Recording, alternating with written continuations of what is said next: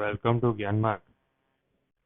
आज हम unification of Germany के टॉपिक को डिटेल में कवर करने वाले हैं, जो कि 18th सेंचुरी से स्टार्ट हुआ था। कल्चरल यूनिफिकेशन ऑफ जर्मनी से स्टार्ट होकर 1871 के जो ट्रीटी ऑफ फ्रैंकफर्ट है, जहाँ पे नॉर्थ और साउथ जर्मनी का यूनिफिकेशन होता है, तब तक का डिटेल पूरा यूनिफिकेशन ऑफ जर्मनी हम कवर करेंगे। तो 18th सेंचुरी में बिगिनिंग ऑफ कल्चरल मूवमेंट होता है जर्मनी में। सबसे पहले जर्मनी टोटल 200 स्टेट्स में डिवाइड था। फिर 18th सेंचुरी में कल्चरल यूनिफिकेशन स्टार्ट होता है, कल्चरल मूवमेंट स्टार्ट होता है, जिसमें जर्मन पीपल को जर्मन होने में, यानी कि one state one culture one language की भावना उनमें पैदा होती है। इसमें मार्टिन लूथर किंग का भी एक इम्पोर्टेंट रोल है कि उन्होंने जो उस वक्त के जो पोप थे उनकी अथॉरिटी को रिजेक्ट किया था और बाइबल को जर्मन भाषा में उन्होंने ट्रांसलेट किया था। फिर नेपोलियन जब एम्परर बनता है 1804 में, और वो जर्मनी के जो रीजन है उस पर भी वो रूल करता है, तब वो 200 स्टेट्स में से 39 स्टेट में कन्वर्ट कर देता है, जर्मनी को यूनिफाई कर देता है फॉर द एडमिनिस्ट्रेटिव कन्वीनियंस। फिर नेपोलियन 1814 में उसकी डेथ हो जाती है, 1814-1815 में। तब जब वियना कांग्रेस होती है 1840 में, तो वियना कांग्रेस भी ये जो 39 जो स्टेट जर्मनी के बनाए हुए थे उसको मोर स्ट्रेंथ करती है, जिससे क्या होता है कि उसमें कोई इंटरनेशनली उनको तोड़ ना पाए। तो वियना कन्वेंशन का भी इसमें इम्पोर्टेंट रोल रहा था। हालांकि उन्होंने 1789 के जो प्री फ्रेंच रिवॉल्यूशन पीरियड के जो मोनार्कियल आइडियाज थे उनको रीस्टेब्लिश करने का ट्राई किया था, सब आइडियाज को। लेकिन जो नेपोलियन ने 39 unification of state of Germany किया था, उसको वियना कांग्रेस ने जैसे का था वैसा ही रहने दिया था। तो ये हो गया role of different factor in unification of Germany. First तो एक कल्चरल फैक्टर हो गया, जिसने बताया कि कल्चर। फिर मार्टिन लूथर किंग। दूसरा है इंडस्ट्रियल फैक्टर, जिसमें आता है कि इंडस्ट्रियल फैक्टर यानी कि हमने इंडस्ट्रियल रिवॉल्यूशन में देखा था कि 1760 से 1840 तक ब्रिटिश में इंडस्ट्रियल रिवॉल्यूशन होता है, जिसका इम्पैक्ट यूरोप में भी होता है। तो इसके कारण क्या होता है कि मिडिल क्लास जो थे उसका इमर्जेंस होता है और कैपिटलिस्ट लोग का इमर्जेंस होता है। तो वो लोग कोल, वैसे तो ब्लड और आयरन पॉलिसी होती है, लेकिन जर्मनी के यूनिफिकेशन में कोल और आयरन पॉलिसी का यूज ज्यादा किया गया था rather than blood and iron, ऐसा माना जाता है। क्योंकि कैपिटलिस्ट लोग जो मानते थे वो मानते थे कि अब ब्रिटेन को कंपटीशन देने के लिए हमें भी अपना एक एक कंट्री यूनिफाइड करना ऐसा जरूरी है। और इंडस्ट्रियलाइजेशन प्रशिया में भी स्टार्ट हो गया था, और रेलवे का भी डेवलपमेंट जर्मनी में हो रहा था। जैसे भारत में रेलवे का डेवलपमेंट ने जो आइडिया के स्प्रेड में और लोगों को यूनाइट करने में जो रोल प्ले किया था, ऐसा ही रोल रेलवे ने जर्मनी के यूनिफिकेशन में भी ज़्यादा दिया था। तो इकोनॉमिक कॉज में, इंडस्ट्रियल कॉज में एक जोल्वेरिन यानी कि एक कस्टम यूनियन, तब जो कैपिटलिस्ट लोगों थे उन्होंने एक यूनियन बनाया और कस्टम यूनियन बनाया, जिसको जोल्वेरिन बोला गया। तो ये जोल्वेरिन क्या करते थे कि इकोनॉमिक इंटीग्रेशन का उन्होंने प्रयास किया था। पॉलिटिकल इंटीग्रेशन तो नेपोलियन ने 39 स्टेट में 200 में से 39 में जब उसने कन्वर्ट किया तभी पॉलिटिकल इंटीग्रेशन किया था। और जो सोशल उस वक्त का जो सोशल नॉर्म्स थे उनको उसने डिस्ट्रक्ट किया था। तो पॉलिटिकल इंटीग्रेशन और सोशल इंटीग्रेशन तो हो ही गया था, लेकिन जो इकोनॉमिक इंटीग्रेशन था वो जोल्वेरिन ने किया था। अभी एक मिलिट्री फैक्टर भी है कि जर्मनी के यूनिफिकेशन में बिस्मार्क ने ब्लड और आयरन पॉलिसी का अपना जो इम्पोर्टेंट रोल प्ले किया था। अभी क्या है कि यूरोपियन रिवॉल्यूशन, अभी हम 1815 के अराउंड की बात कर रहे हैं, तो 1848 में क्या हुआ? 1848 में एक रिवॉल्यूशन हुआ जिसमें हमने देखा था कि जो मैटरनिट सिस्टम थी उसका टोटली एंड हो गया। हालांकि जो जर्मनी में एक जर्मन बंड यानी कि जर्मन पार्लियामेंट का भी ओरिजिन हुआ था उस वक्त 1850 में। 1850 में जर्मन बंड यानी कि जर्मन पार्लियामेंट जो मानती थी कि वो कॉन्स्टिट्यूशन को बनाएगी और unification below to upper start करेंगी, जिससे क्या होगा कि जर्मनिफिकेशन ऑफ प्रशिया हो जाएगा, जो कि प्रशियन के रूलर यानी कि विलियम को मंजूर नहीं था। तो जब रिवॉल्यूशन 1848 का हुआ तब मैटरनिस्ट सिस्टम तो एंड हो गया, उसके साथ साथ ये जर्मन बंड जो पार्लियामेंट्री सिस्टम थी उसको भी एबॉलिश कर दिया गया और जर्मन नेशनल असेंबली बनाई गई जिसको फ्रैंकफर्ट पार्लियामेंट भी बोला जाता है। तो यहाँ तक का वो पार्लियामेंट चाहती थी कि unification below to upper level हो, और इससे क्या होता कि जर्मनी के आसपास के जो रीजन थे वो मिल जाते और प्रशिया को भी अपने में मिला लेते, तो जर्मनिफिकेशन ऑफ प्रशिया हो जाता।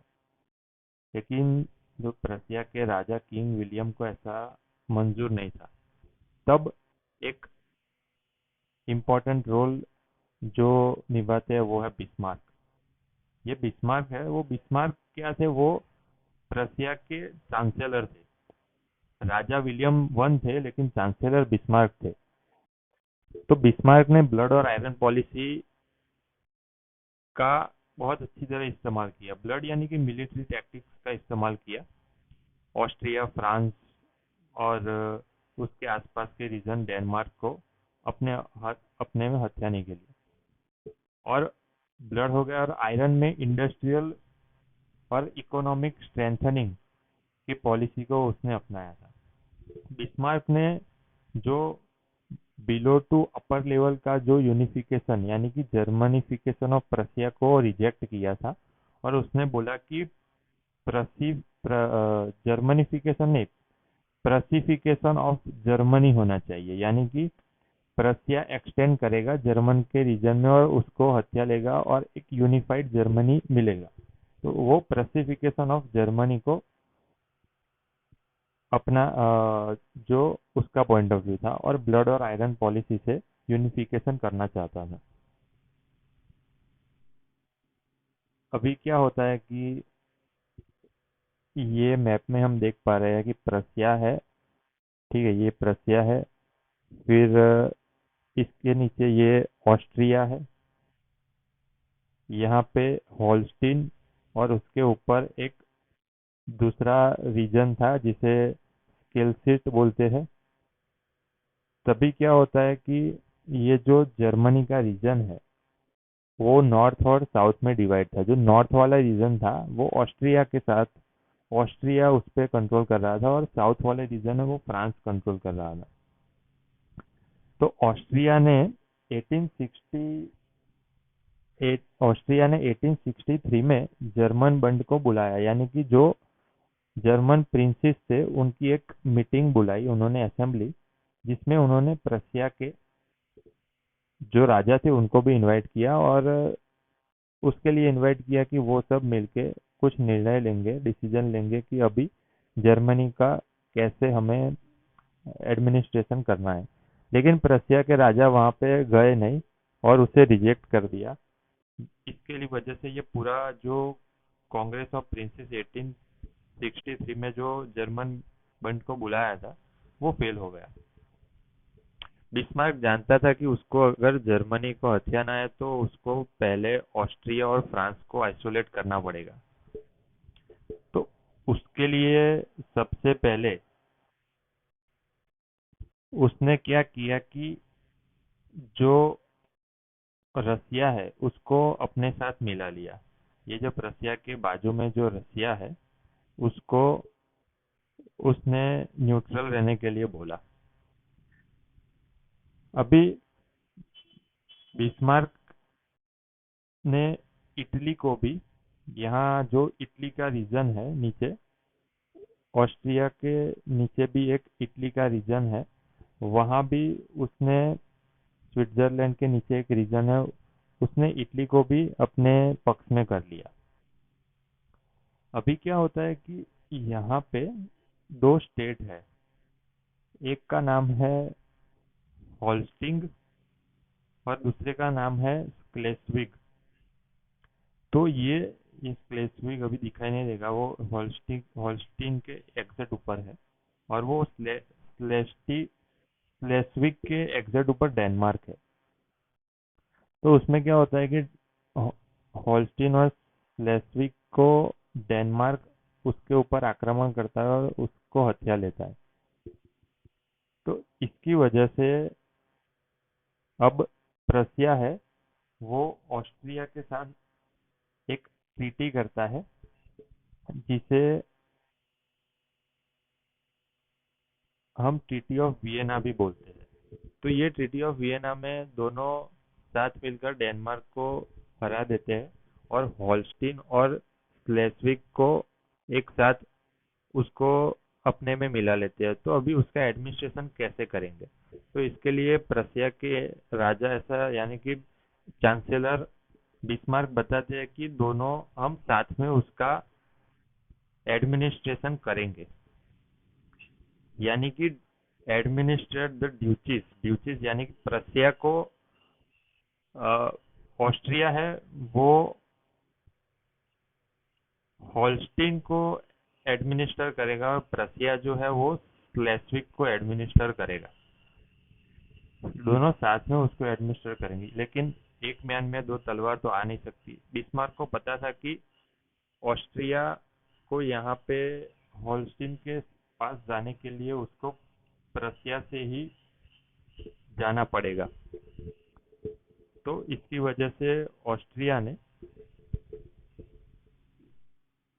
उसका अपोज किया कि वैसे तो प्रशिया और ऑस्ट्रिया दोनों एक दूसरे के विरोधी ही थे, लेकिन वो प्रदेश यानी कि रीजन को हथियाने के लिए दोनों साथ में आ गए थे। अभी क्या होता है कि ऑस्ट्रिया है वो प्रशिया के ऊपर वॉर डिक्लेयर कर देता है, क्योंकि जो जर्मन बंड थे वो भी ऑस्ट्रिया को सपोर्ट करते हैं कि ये जो होल्स्टीन वाला ऑस्ट्रिया कहाँ से जाएगा, क्योंकि पर्सिया प्रशिया और ऑस्ट्रिया तो दोनों हॉस्टाइल है। तभी प्रशिया ने पहले से रसिया को अपने आप में उसको न्यूट्रल कर दिया था और इटली को भी न्यूट्रल कर दिया था। तो इसकी वजह से वो ऑस्ट्रिया को बहुत आसानी से हरा देता है, जिसे बैटल ऑफ सेडोवा भी बोलते हैं। 1866 में हुआ था, जो 7 वीक वॉर है। 7 वीक वॉर में बैटल ऑफ सेडोवा में प्रशिया ऑस्ट्रिया को हरा देता है 1866 में, और उनके बीच ट्रीटी होती है। वो ट्रीटी को बोलते हैं ट्रीटी ऑफ प्राग। तो उसमें वो क्या बोलते हैं कि जितनी टेरिटरी जर्मनी की प्रशिया ने हथियाई है वो प्रशिया के पास ही रहेगी। ऑस्ट्रिया उसको अभी लेने का ट्राई नहीं करेगा, और ऑस्ट्रिया और प्रशिया के बीच अच्छे रिलेशन रहेंगे, क्योंकि फ्यूचर में प्रशिया को फ्रांस को भी हथियाना था। इसके लिए उसने ऑस्ट्रिया को ज़्यादा वीक नहीं किया। तो जो जर्मनी का नॉर्दर्न पार्ट था जो ऑस्ट्रिया के पास था, उसको प्रसिया ने बैटल ऑफ सैडोवा में और ट्रीटी ऑफ प्राग के जरिए अपने आप में मिला लिया। अभी बारी है जो साउथर्न जर्मनी था जो फ्रांस के पक्ष में था, उसको कैसे हथियाया। तो उसने सबसे पहले प्रसिया ने रसिया को फिर से न्यूट्रलाइज कर दिया, और ऑस्ट्रिया के साथ तो ट्रीटी की ही थी, और इटली को भी उसने न्यूट्रल कर दिया था। अभी क्या होता है कि फ्रांस के बाजू में, इसमें दिखाई नहीं देगा लेकिन फ्रांस के बाजू में एक स्पेन है। हालांकि ऑस्ट्रिया से जब प्रसिया लड़ रहा था तब प्रसिया ने फ्रांस से भी ट्रीटी की थी कि वो भी न्यूट्रल रहेगा, और जब नीदरलैंड से यहाँ पे जो बेल्जियम वाला हिस्सा है उसको लेने के लिए वो उसको सपोर्ट करेगा। प्रसिया जो है वो फ्रांस को सपोर्ट करेगा जो बेल्जियम के हिस्से को लेने के लिए। तो बिस्मार्क की ऐसी पॉलिसी थी कि वो अपने लिए स्वार्थी बन जाता था और हथियाने के लिए कुछ भी करता था। तो अभी जब ऑस्ट्रिया नॉर्थन मिल गया था तो साउथर्न लेने के लिए उसने फ्रांस पे हमला करना था। तब फ्रांस के बाजू में स्पेन है, तो स्पेन ने क्या किया कि जो प्रसिया के राजा विलियम वन थे उनको अपना राजा डिक्लेयर कर दिया। तो फ्रांस ने बोला कि जो प्रसिया की पावर तो बढ़ रही है वो उसके बाजू में आ गया, तो वो उसने रिजेक्ट कर दिया। तो फ्रांस ने प्रसिया के राजा को लेटर लिखा, तो प्रसिया के राजा ने उसके रिप्लाई में जो लेटर लिखा तो बिस्मार्क ने उसको एडिट करके बढ़ा चढ़ा के दिखा दिया कि विलियम जो प्रसिया के राजा है उसने फ्रांस के राजा का अपमान किया, जब वो नेपोलियन थ्री जो फ्रांस का राजा था उसका अपमान किया। इसकी वजह से फ्रांस के राजा ने प्रसिया पे अटैक कर दिया है, जिसके बिस्मार्क राह ही देख रहा था।